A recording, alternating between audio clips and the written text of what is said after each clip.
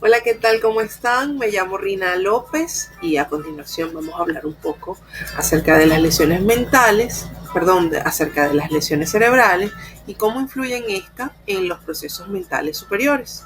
Eso lo vamos a hacer a través del siguiente mapa mental que les voy a mostrar acá para que podamos proseguir. Entonces, vamos a irnos primero acerca de lo que son las lesiones cerebrales.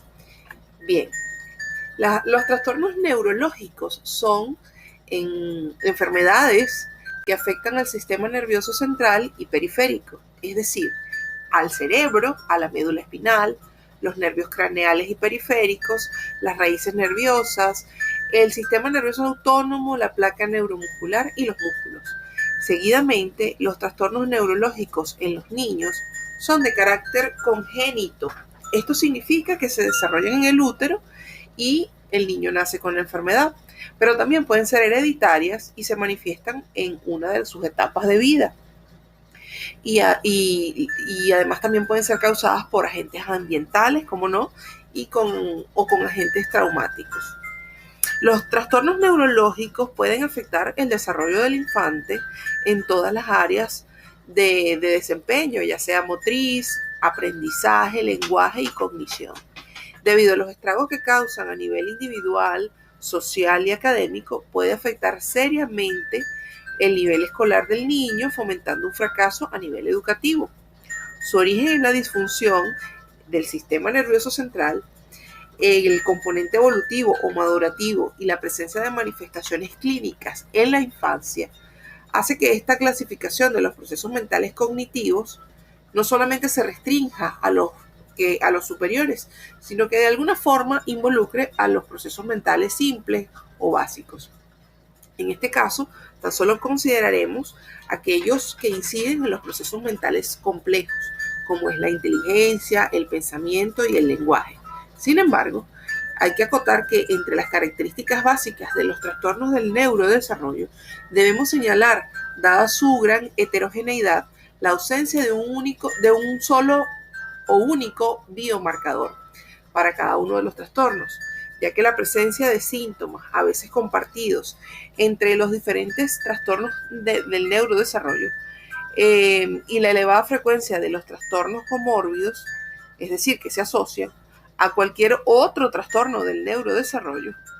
Por ejemplo, un niño con un trastorno por déficit de atención, con hiperactividad, puede también padecer al mismo tiempo de un trastorno oposicionista desafiante o de un trastorno por ansiedad. Entonces, como vemos, es una cuestión de analizar desde lo macro a lo micro. Ahora bien, en este punto, el profesional de la psicología debe hacer o prestar especial atención a aquellos signos de alarma en el desarrollo evolutivo sano de un niño. Entonces, hay algunos signos que nos deben llamar la atención. Básicamente, pueden ser la falla en el progreso del desarrollo a una edad determinada. Como bien sabemos, en el desarrollo evolutivo hay muchas teorías que nos indican cómo es el desarrollo evolutivo sano de un niño. Entonces, ahí hay unos puntos de inflexión que debemos considerar a la hora de una evaluación. Otra cosa muy importante es el desarrollo asimétrico del movimiento, del tono o de los reflejos. Son cosas que debemos ahondar y saberlas. La pérdida de las habilidades previamente adquiridas. Un niño puede, por ejemplo, puede dar manifestaciones por ejemplo, se sentaba anteriormente y ahora en un momento determinado dejó de sentarse. Eso es algo que nos debe llamar la atención. Otra de las cosas que debemos estar atentos es a la psicoafectividad, y no solamente aquello que se relaciona con el afecto, sino cómo interactúa el niño con todas las personas con las que se rodea, cómo es su interacción social y cómo está la afectividad. Son cosas que debemos considerar sin duda alguna en cada caso particular. Ahora bien, no cabe duda que todos los casos son iguales, no todos son iguales, y cada profesional debe indagar cada caso con las características pertinentes. Bien, entonces, bueno, vamos ahora con la etiología y la clasificación. Como vemos acá, podemos comenzar por la organicidad, que es el agente que causa la disfunción metabólica del cerebro, daño en su estructura o ambos, y es una condición necesaria para la aparición de un síndrome. La lesional, bueno, aquella que se relaciona con lesiones. La disfuncional, que afecta a los procesos cerebrales superiores. La psicógena, que es producto de factores superiores, de factores psicológicos o emocionales. Ahora bien, hay otros factores que no son menos importantes, como es la hipoxia pre o perinatal, la cual es una agresión al neonato o al feto debido a la falta de oxígeno general, lo que puede ocasionar a la postre la aparición de parálisis cerebral, y de retraso mental. La desnutrición prenatal o postnatal temprana y el bajo peso de la edad gestacional. La exposición prenatal a enfermedades o radiaciones, pero también a sustancias como droga, alcohol, etc. Hipotiroidismo y factores genéticos. Cuando pasamos entonces al área de la clasificación, vamos a hacer una especial distinción acá en este caso, porque los otros manuales de diagnóstico también tienen unas especificaciones sobre los trastornos del neurodesarrollo. Sin embargo, en la versión del 2013 del DSM-5 hay algunas modificaciones que son las que se tomaron en cuenta para realizar esta investigación. Entonces, aquí básicamente podemos hablar de la discapacidad intelectual, trastornos de la comunicación, trastornos del espectro autista, trastornos específicos del aprendizaje, trastornos motores y otros trastornos del desarrollo, del neurodesarrollo. Estos trastornos se inician en el primer periodo de desarrollo y se manifiestan de forma temprana. Estos, por lo general, se deben manifestar antes de la entrada en la escuela de los niños y todos se caracterizan por déficits del desarrollo que producen alteraciones en el adecuado funcionamiento personal, social, académico u ocupacional. Entonces, es algo que sin duda alguna debemos considerar en los criterios para cada valoración específica. Como he dicho anteriormente, no necesariamente los trastornos confluyen en una sola forma, sino que podemos encontrar casos donde tengamos un síndrome de varios trastornos en un solo individuo. Bien. Ahora bien, hablemos un poco de la epidemiología. Acá dice que es frecuente, crónica y completa. Bueno, ciertamente es bastante frecuente, aumenta con la edad, ¿verdad? Es muy compleja y precisa de recursos sanitarios, educativos y sociales. Hablemos un poquito de las cifras, y es que se estima que el 20% de los niños de la población mundial actual presenten trastornos mentales y estos constituirán la mayor causa de discapacidad en la gente joven. Entonces, se estima que muchas de estas patologías en niños menores de 18 años permanece infradiagnosticada, es decir, no se han hecho los estudios e investigaciones correspondientes.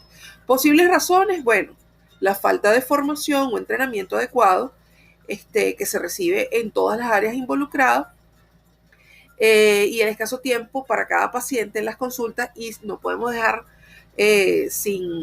como un hecho irrelevante que es que se produce un estigma. Los padres muchas veces o la familia prefieren no reconocer el problema por el estigma que le produce.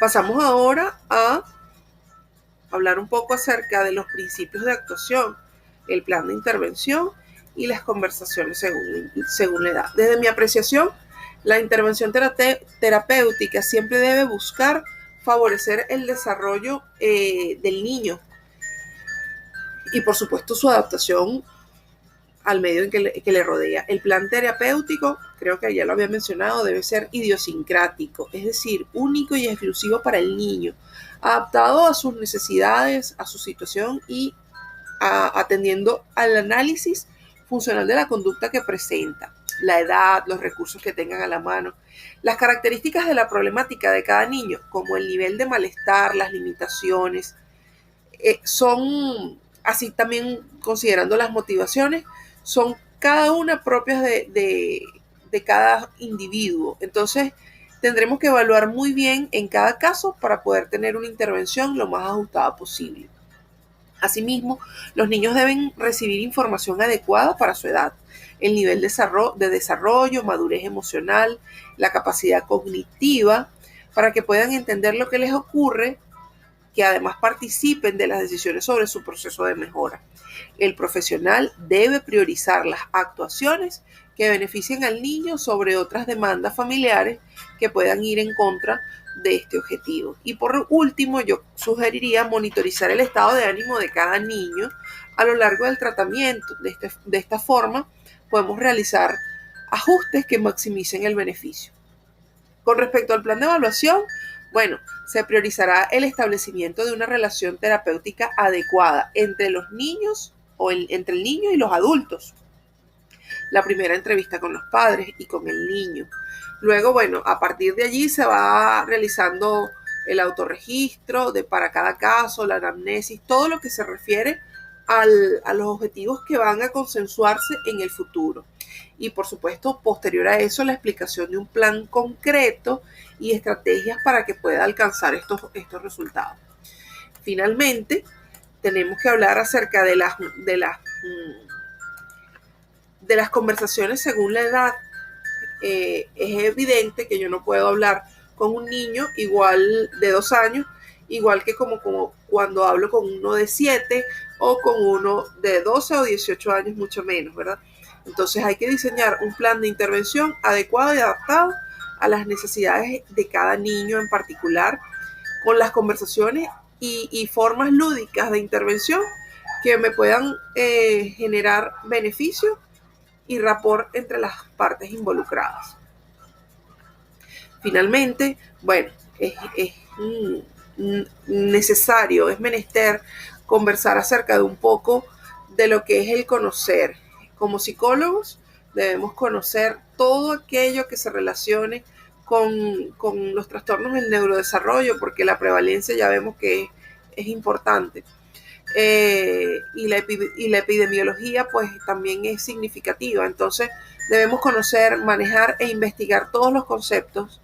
Finalmente, tener una batería de test e instrumentos que nos sirvan para determinar cada caso en particular, y valernos de toda la multidisciplinariedad que sea posible para poder atender cada caso. Finalmente, poder darles a estos niños la oportunidad de ser educados en un ambiente sano, de proveer a las familias de estas herramientas, porque también las necesitan, para beneficiarles en todo lo que se respecta a su bienestar físico y emocional. Ha sido todo por esta tarde. Muchísimas gracias por su atención. Espero que sea de su gusto y que lo disfruten.